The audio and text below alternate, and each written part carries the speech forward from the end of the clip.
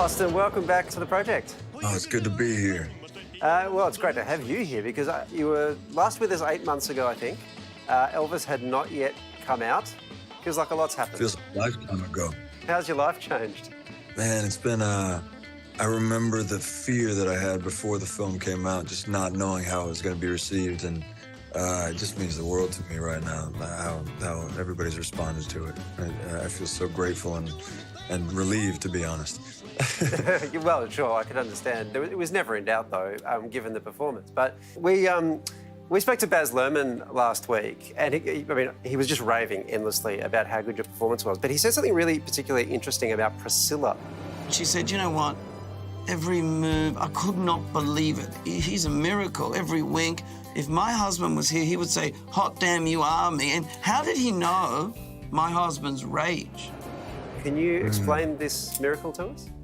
Oh, I mean, that really, it came from, you read certain things in different books about Elvis, and even in Priscilla's own book, the way she sort of described these different moments, how Elvis's emotions could fluctuate rapidly. So it was a lot of kind of just letting my imagination flow into what that feels like, and the amount of pressure that you feel as Elvis, for one, the pressure of so many people outside either loving you or hating you, or the pressure of supporting so many people, his whole family. And I think that it becomes like this pressure cooker. So I spend a lot of times living in that imagined place of what that feels like, His performance earned him the approval of the Presley family, and in particular, Lisa Marie. Their friendship tragically cut short by her unexpected death in January.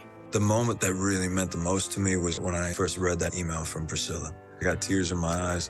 Wow. Just the amount of how much that meant to me, because ultimately the fear was not doing justice to Elvis and his legacy and to his family, and so that moment of first hearing what her response was to it, and then after that, when I got to meet Lisa Marie for the first time and get to see what it meant to her, and that just meant the world to me. Yeah, I imagine after that you don't really need anyone else's endorsement, and that's as good as it gets. Yeah, everything else is just a cherry on top, Yeah, well, pretty big cherry. Pretty.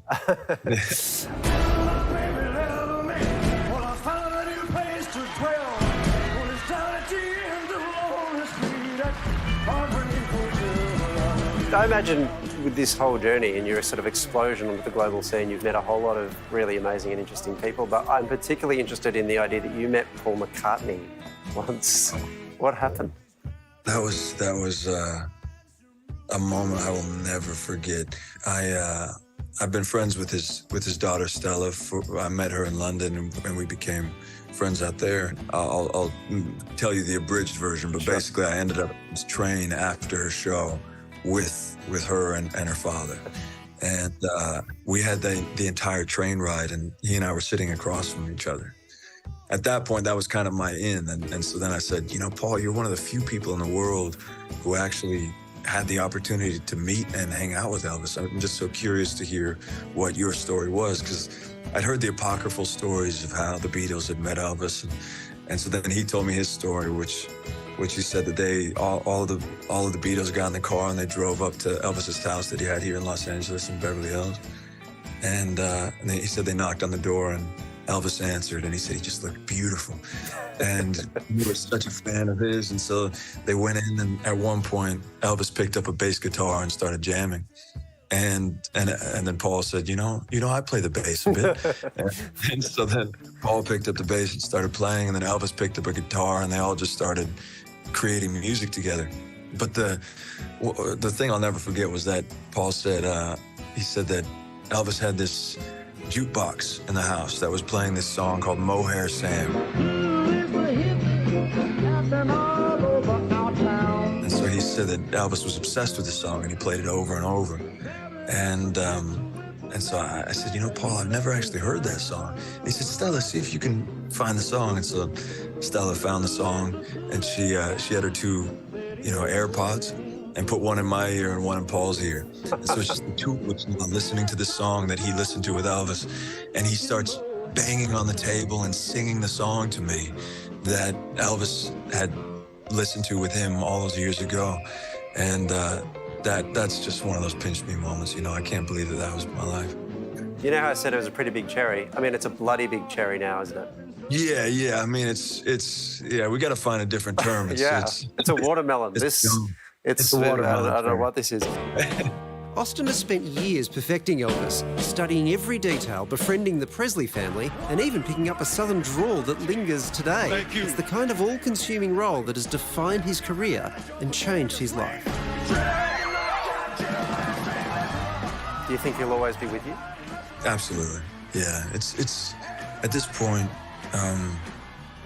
I've spent so much time with him that he feels like a best friend, you know, and it's that thing, like our best friends are always with us in some way, even if you don't talk for a long time. And for me now, if I hear an Elvis song, it feels like one of my best friends that's just kind of putting their hand on my shoulder, you know?